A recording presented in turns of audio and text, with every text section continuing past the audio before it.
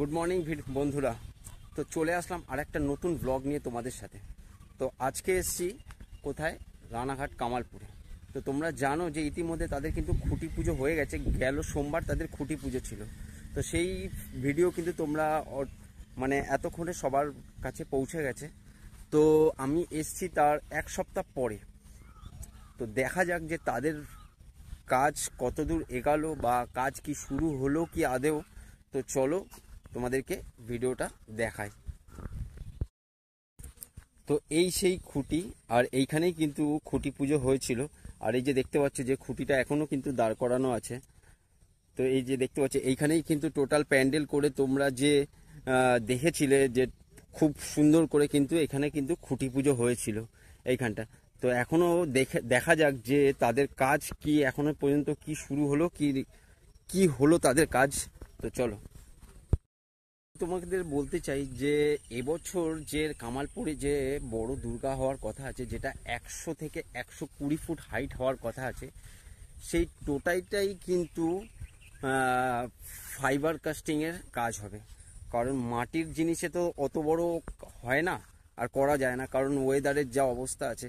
তো সেই কারণে কিন্তু এই টোটাল জিনিসটা কিন্তু ফাইবার কাস্টিংয়েরই কাজ হবে। তো তোমাদেরকে দেখাই চলো যে কি কি জিনিস আছে। চলো তো দেখো এখনো কিন্তু এই দেখো সব রেডি করে রাখা আছে, আর কাজ কিন্তু তাদের শুরু হয়ে গেছে। তো আজকে তাদের এখানে একটু ওয়েদার খারাপ আছে বলে, আজকে রবিবার, ওয়েদার খারাপের জন্য কিন্তু কাজ কিন্তু তারা বন্ধ রেখেছে। তো দেখতে পাচ্ছ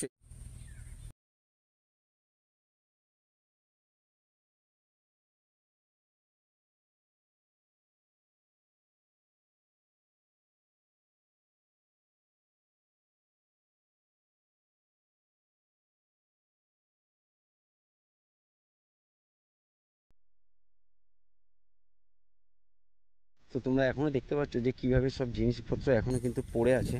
কাজ কিন্তু সেইভাবে এখনো কিন্তু তাদের যে ফুল দমে যে কাজ, তাদের কিন্তু এখনো কিন্তু চালু হয়নি। তাদের খুঁটি পুজো কিন্তু হয়ে গেছে, আর কাজও তাদের মোটামুটি সামরিক যে কাজ আছে তারা কিন্তু সেই কাজ কিন্তু চালু করেছে। কিন্তু যেই ফুল দমের যে কাজ, সেই কাজ কিন্তু এখনো চালু হয়নি। দেখতে পাচ্ছি এই যে অসুরের যে মূর্তি দেখা যাচ্ছে, এখনো দেখো সেই 1 বছর আগের যে অসুরের মুখ ছিল, সেই মুখ দেখো এখনো কিন্তু সেইভাবেই কিন্তু ভাঙাচোরা অবস্থাতেই পড়ে আছে। তো কাজ সবে সামরিক কাজ কিছু চালু হয়েছে, কিন্তু এখনো কিন্তু সেই কাজ কিন্তু এখনো চালু হয়নি। তো আমি তোমাদেরকে দেখাচ্ছি যে এখনো কিভাবে সব জিনিসপত্র আর ঠাকুরের যে পার্ট, মানে যে বডির যে পার্ট আছে, সেই পার্ট কিভাবে সব দেখো পড়ে আছে, সেগুলো তোমাদেরকে আমি দেখাচ্ছি।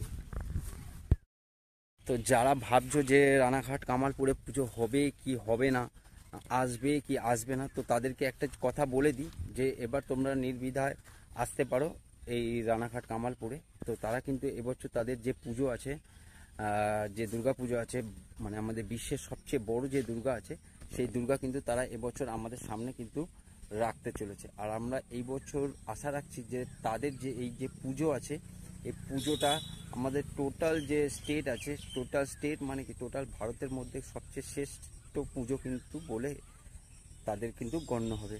তো চলো সেই আশা রাখছি যেন এই পুজোটা সুস্থভাবে ভালো মতো হয়। তো দেখো কিভাবে সব কিন্তু পড়ে আছে এখনো। দেখো সব পার্ট বাই পার্ট দেখো, দেখতে পাচ্ছ মানে যত ঠাকুরের যেসব মানে বডির পার্ট ছিল, দেখো সব কিন্তু এখনো ছিটিয়ে ছাটিয়ে পড়ে আছে। দেখতে পাচ্ছ দেখো।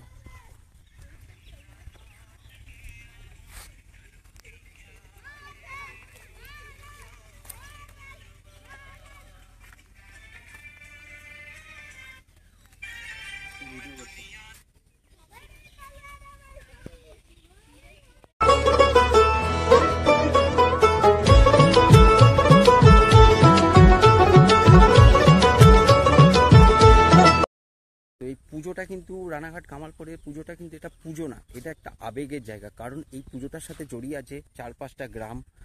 আর তারা যে গেল বছর তাদের যে আশা ছিল যে এই পুজোটা তারা করবে, কিন্তু সেই গেলবার সেই পুজোটা কিন্তু তারা করতে পারেনি।